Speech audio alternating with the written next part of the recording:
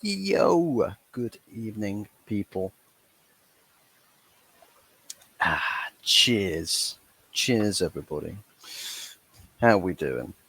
It is Monday night. Monday night. 20 minutes past 8 local time, and we've got a few things going on. A few. Not much, but a few. Still in international breaks. Still boring international football going on. Then again, speak boring about the games. Games are kind of boring, let's be real. But you still can see some insane talents showcased for countries instead of clubs. And fair plays, albeit it's against Luxembourg. Fair plays to Bruno Fernandes for his sumptuous assist to open the scoring for Portugal in their Euro qualifier against Luxembourg. Obviously, that's going to be a guaranteed Portuguese win. Years in advance, you could have predicted that, but you got to be there to actually execute the assist, execute the finish. Lovely pass from Fernandes outside of the boot. Curler pinpoint onto, I believe it was Inacio's head. Pinpoint onto his head. And a very good header as well. Solid header. So that's perhaps one of the few highlights that you can get from international football. But we ain't here to talk about no international football. We're here to talk about some development that's been going on with the club. I could be talking about this Anthony drama. It is literally, as I've stated already, way more than once. It's just reality TV. It's just drama. Reality TV shows like your Love Islands, like Geordie Shore or something. I mean, Christ Almighty, God even knows because I don't watch TV. I don't watch television, so I wouldn't know. But I know the crazies of television at least somewhat. I like to distance myself from. It's like when everybody starts coming into your domain and start talking about things like Game of Thrones and things. I'm like, that's cool and all that you like Game of Thrones, but I don't watch no Game of Thrones, so I ain't gonna partake in this conversation. But it is what it is. But apparently, word has it that Manchester United are looking at a new shirt sponsor, and they are in advanced talks with them. What shirt sponsor is it though? So, in accordance to Adam Crafton, this is his report via the United Stands Twitter feed, as they like to. They'll mishmash everything up there for me, so it's easy for me to find what's in the pipelines for discussions around this football club. So yeah, creds to them for that. But as per Adam Crafton, MEFC are in advanced talks over a new front of shirt sponsorship with the USA-based technology company Qualcomm, and that's spelt with two M's. Qualcomm.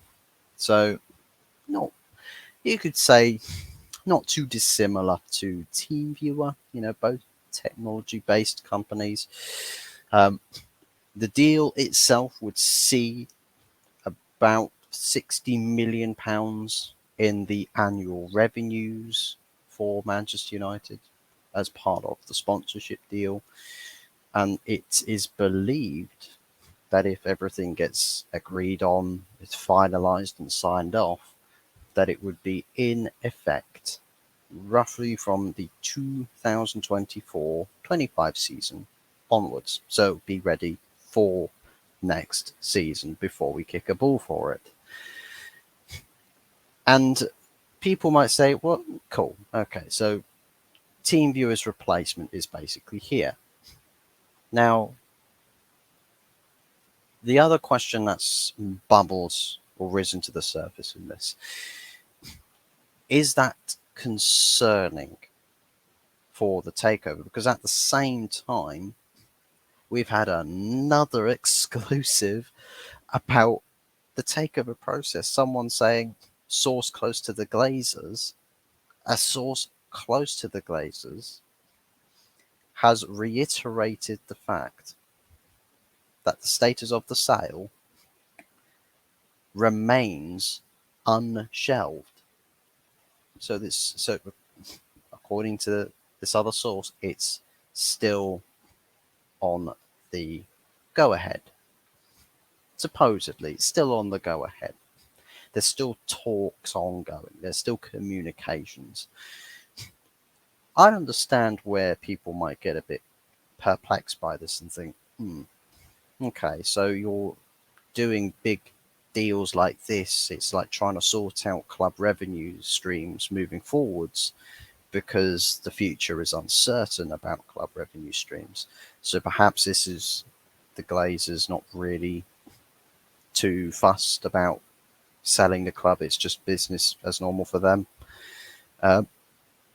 Or it's that the club, since the beginning of the takeover process, have been told, you just continue running the club as normal, because that's what was also reported at the time. It was reported at the time the club would continue its day-to-day activities as per usual. So I think with the fact that a shirt sponsor was needed essentially for the start of next season, because TeamViewer were putting out, probably in reflection or reaction to fan outrage and or the online campaigns that a lot of the United fan base has undertaken, that they've undergone. And I think this is just one of the inevitable things. I think getting a shirt sponsor was always going to be on the cards for United. Whether this impacts the sale itself, I wouldn't say that it would be any direct indictment of where the sale is going. I wouldn't say that, because there could be a world where none of the Glazers or anybody representing the Glazers are actually telling the people running the club, Richard Arnold, John Mercer, whoever it is, that the Glazers are actually telling them anything at all.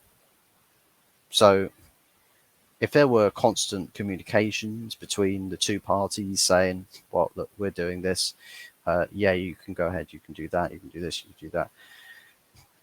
Something's like, I mean, will the Glazers really care about new shirt sponsor? I mean, it will look good on the balance sheets. Oh, yes, securing some income, some extra bonus on revenues per season for Manchester United. Lovely stuff. Maybe some more dividends down the lines, perhaps. But at the same time, I sort of think, are the Glazers actually talking to anybody at the club? Because it seems a bit strange to me that buying parties have spoken, probably directly or indirectly, to the club hierarchies. I mean, they've had tours, the representatives have had tours of the stadium. They've literally met the people who run Manchester United. They've literally met them. Sheikh Jassim hasn't met the club hierarchies, but the representations of Sheikh Jassim has. Sir Jim Ratcliffe himself has. Apparently, Sir Jim Ratcliffe's been talking about the prospect of potentially not succeeding in a takeover. I haven't read into the story myself on that front, but there's concerns over what the fallout would be if the sale weren't to go through.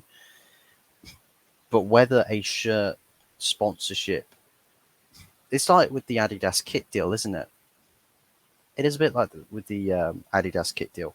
We see Adidas get a renewal for a new kit deal. Everyone's like, oh no, the Glazers aren't selling. But then everyone's just like, well, chill. It doesn't actually mean that. It means the club is continuing its day-to-day operations, regardless, irrespective of what happens with the Glazer ownership. Because if they were preparing, I mean, that's the thing.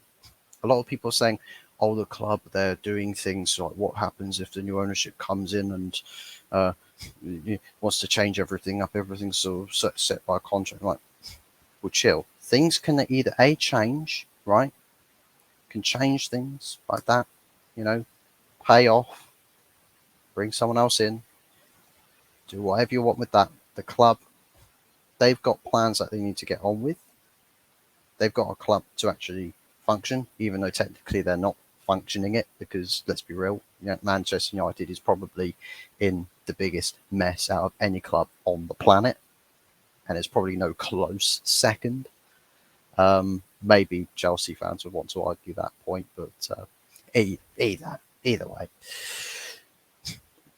there's things that are expiring, deals, contracts, sponsorships, business relations expiring. So the club have got to function in a way where it's like, well, let's not wait for the Glazers because we don't know how long they're going to take. So if everyone's saying, let's wait for the Glazers to decide before we do something for the club, without there being a deadline on this takeover process, this could go on for years.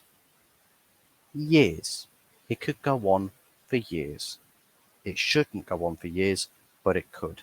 Why would a club sit around and do nothing, absolutely nothing, for years, right? Just waiting. Oh, hold on, guys. Something might happen. They could be at that stage, waiting in anticipation for years, because there's no deadline. You're waiting for someone who can't decide. You're waiting for sellers who aren't very good sellers. The Glazers, they don't sell well. They don't. They don't do. They pretty much don't really do anything very, very well. To be quite frankly honest, I mean, look at their financial troubles that they've had in virtually every sector of their personal business ventures. So, as far as I'm concerned, with new shirt sponsor, I don't think this is going to have any significance in relation to the sale process itself. I don't, because again, it's like with people concerned about this, who also bring up the argument about figures. It's like, okay, cool. So is £60 million a year going to pay off £1 to £2 billion worth of investment desperately needed into a club with an ownership that yet still has no source of funds to pay off what is needed to be paid off? Is 60 million a year going to pay it off? No. So straight away, it should not. This deal with Qualcomm as a shirt sponsor, as much as it's all ambition to signing a shirt sponsor to get deals in whilst the club is under sale process. Oh, it's trying to tart up a club. It's like, I'll tell you what, if they get a shirt sponsor, they might say, oh, well, buyers, bidders, we've got a new shirt sponsor that want to do this and that over the next X amount of years. We might want to add another couple million on top of that. So actually what would happen is that the club wouldn't be taken off the market.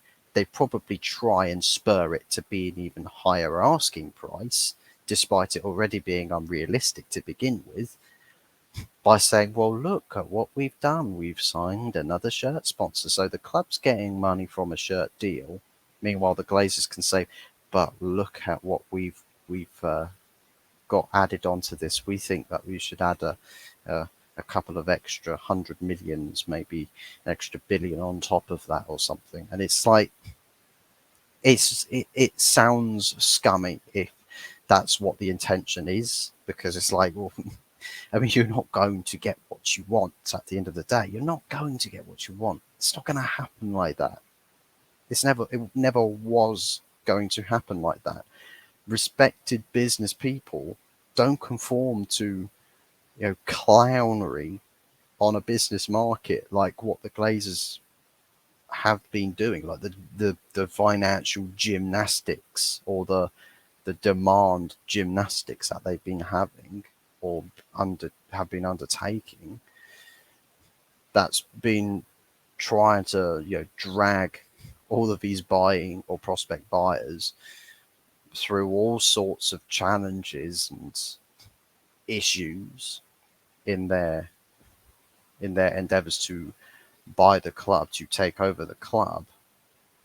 um, it just wouldn't really make much sense to do that. But then again, I'm never going to sit here, right, and accurately estimate or overestimate the Glazer family's IQ. And I think that there should be a question of intellectual intelligence behind the people in the selling camp. Because I think, as much as there's cynical minds probably conveying plans of, this is how you could get more money from this is how we can finesse buyers, this is how we can do this is how we can do that. Maybe there's a cynic in the woods that's feeding information to the Glazers as to what to do to really fleece everybody. So I mean, even if there was that cynic mind, the fact is that they're trying to fleece people, but in a process to selling a club. So eventually, would that mean that they sell the club eventually, that they will sell? It's just that they're going to go through hell and high water to really squeeze every last morsel out of this, out of the buyers, out of the bidders for the club, to get what they want. We'll have to see what occurs with the takeover process as in due course, which, by the way, Neil Custis, who said that the takeover would be completed in October and that we'd get an announcement in September. Neil Custis, it's the 11th of September, 22 years since 9/11 as well, by the way. Rest in peace to them. But what is it? 19 days thereabouts, perhaps, until the end of the month. So apparently we're going to have an announcement on the sale in 19 days, or within the next 19 days, to say that Qatar have won or something. So, Neil Custis, I mean, most people, I think, would have not bought into the reports on his front, and would have sat there and said, nah, I call bull on that one. I call a bull on that one. I don't believe that Neil Custis' story is going to happen whatsoever. I didn't buy into it from the get-go. I think no one knows. It's just like the report today about, sources close to the Glazers reiterate that the club is not, the sale process is not on hold. Well, you don't know that either. Nobody knows it. Even the people that initially reported that the club sale process was on hold, you don't know it either. You wouldn't know it either. Sources close means please click on my story. I'm desperate for interactions because my career in news reporting hasn't been going too well. That's essentially what it is. It's literally some clickbait titling, right? Pick and choose your words carefully to really incur a loss of focus and your reading energy for your stories, because you've got in your title that sources close to the Glazers confirm this. I could put out a story tomorrow saying sources close to the Glazers says that Hot Fuzz looks to be a key figure behind a Qatari takeover bid, and he's finally getting close to a breakthrough, and everyone's going to lose their shit. Like, I would be trending all over Twitter. It's like, it's definitely not true. It would not be true whatsoever. But because someone writes sources close to Glazers and ties my name into it, everyone would legitimately probably come looking for me. It's just like, oh, bro, seriously, you're going through to the Glazers? Like, oh my God, mate, you're so cool. I love you. Have my babies. Crazy shit like that. Bro, it's just PI. It's just part of it's part of news reporting. You stick that in your title, clickbait, happy days. We've got the clicks, we've got the interactions, and Bob's your uncle. But anyways, we're gonna just have to wait and see what happens. I mean, the 1958, I believe, have announced a sign up thing. If you go onto their Twitter page, there is a link to a free sign up on something where it's like they're going to be more proactive in like the councils, the governments, all of that to really inflict damage from a political standpoint against Manchester United as opposed to trying to do protests or convey messages. I think they're going to try and influence or have leverage over Manchester United Football Club from a government standpoint, or trying to influence the government by way of mass. So they're trying to essentially recruit Manchester United fans to actually, by the looks of it, to actually get on board with this. At least that's what what my takeaways are from this. Like a community that wants to pass a regulation or something, the community gets together, they go to the council, they say, we want this, we want this. The council, the person who represents them, goes to House of Commons or to the higher levels and says, look, this community has asked for this, will you pass it? And they will either say yes or no.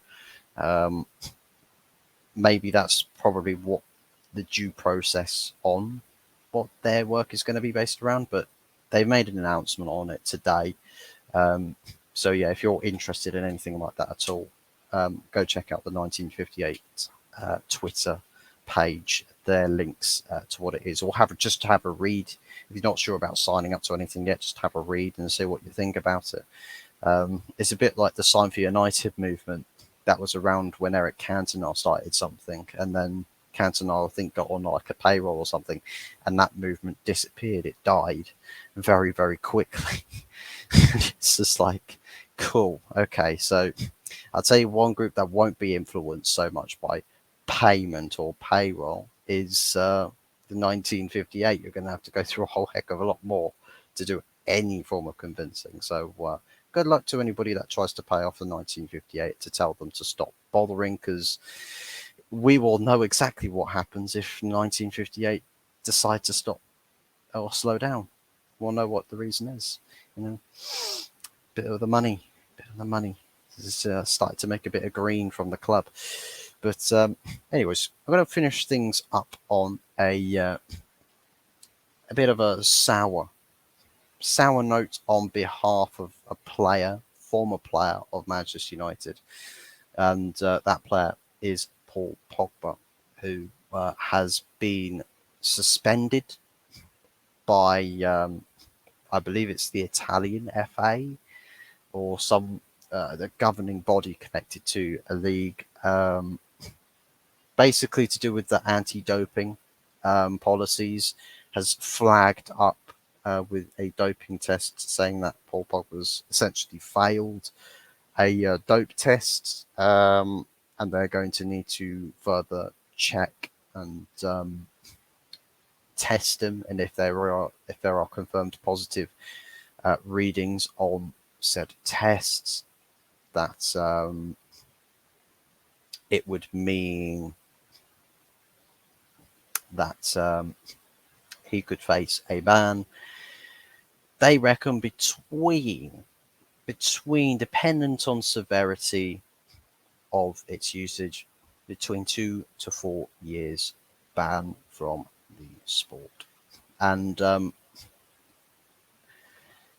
tell you what, it's, I suppose, tragic watching the way that Paul Pogba was just like, well, I'm going to leave United because they're mistreating me here. And to be fair, we were mistreating me here. I want to go and I want to go back to Juve and prove them wrong.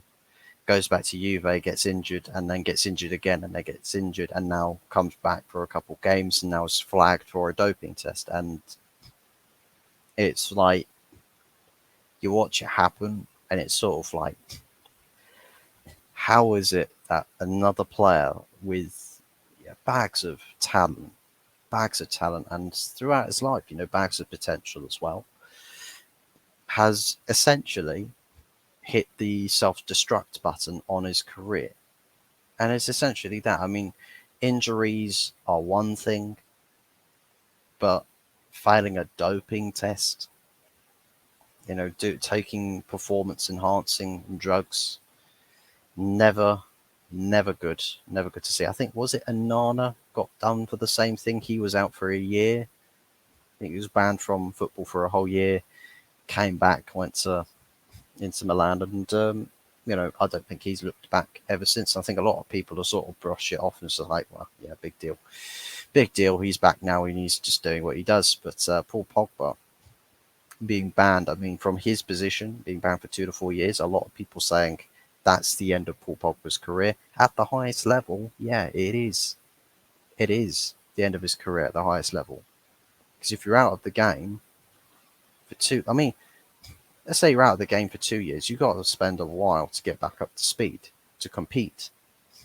If you're out for 4 years, and Paul Pogba's not a young guy, he's not young. He's not young. Well, this is not a young guy. He's still quite young. If you're even if you're 30, you're still relatively young. For footballers, age profiles around about 30ish, you're not really young anymore. You're sort of in the pomp, or what should be the pomp of your career, and your wind down is not too far away in the distant future. So if you're out of the game, if you're getting a ban at that stage of your career, essentially it's just call it a day, hang up the boots and say, it's not the way that this was meant to end. It's not the way that this was meant to end. It's just one of those things that even if you were to somehow come back and try and play out a couple of years after the ban, it's like no top club is going to want you. You're injury prone as well. And I think even when you are already injury prone, you leave the game for 2 to 4 years, you come back, your body's not going to be stronger. It's going to probably be weaker. It's one of those things, because you're going to have to spend years just managing your body, managing it. And if you're out of action, you're not actively working hard as a professional athlete, you're going to fall behind. And at a late stage of your career, there's nothing to salvage. There is nothing to salvage. So I could probably say that quite possibly it's the end of Paul Pogba's career. And that's a shame, because I've liked Paul Pogba for the talent that the player has, but I've always perceived that he's always missed something from his game at Manchester United, where it just various reasons just hasn't worked out for Manchester United. I was just like, you know what, if he goes back to Juve and does well, wish him well, do what he does best. And people who enjoy football can get to watch him and enjoy what talent he brings on a football pitch. So that's kind of where we draw the line with that. But to see that this is quite possibly going to be the end of Paul Pogba's footballing career, it's not a good look. It's not a good look whatsoever. But yeah, let me know your thoughts and your feelings on all the subject matters that we've spoken about this evening. So that's the shirt sponsorship, whether that means that the club is still for sale or not. I believe that the club is still going to be sold.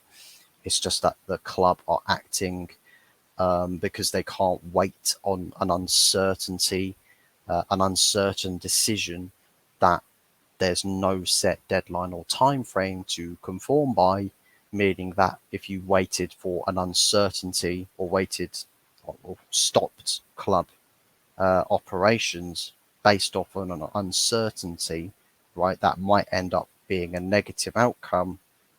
It's not wise. It's not what should be happening, and it would ultimately absolutely just bring the club to its death if you just stopped club operations in anticipation for any club sale. So nothing on that front for me really to be too worried about. And Paul Pogba situation, yeah, yeah, really, really stinks. But let me know your thoughts and feelings in the comment section below. If you enjoyed the video, do be sure to smash a like on it. If you dislike it, then send me a picture of the tears rolling down your face. I guess on Instagram, perhaps, you know, at HotFuzz44OG. Find me on Instagram, same profile picture as my YouTube. Plus, it's probably going to be included in the description, so you can click the link there and then send me that juicy content of you crying whilst spamming that dislike button, just like getting them dislike bots going and all of that jazz, all of that good stuff. But for everybody else who likes the video, big ups to you. Thank you very much for your love and support. Obviously, comment section below for your thoughts and your feelings. And we're still 3 subscribers away from 100. We are forever stuck at 3. It's just like the immovable force now. It's just 3 subscribers away. We were 2, but we're 3. We're 3 subscribers away. And it's so close, yet so far. 97 subscribers. I want to get to 100. I do. I really want to get to 100. So if you can make that happen for me, then absolutely fantastic. Big ups to everybody. Thank you very much for watching the video, and we'll be seeing you again on the next one. Ciao for now, and good night.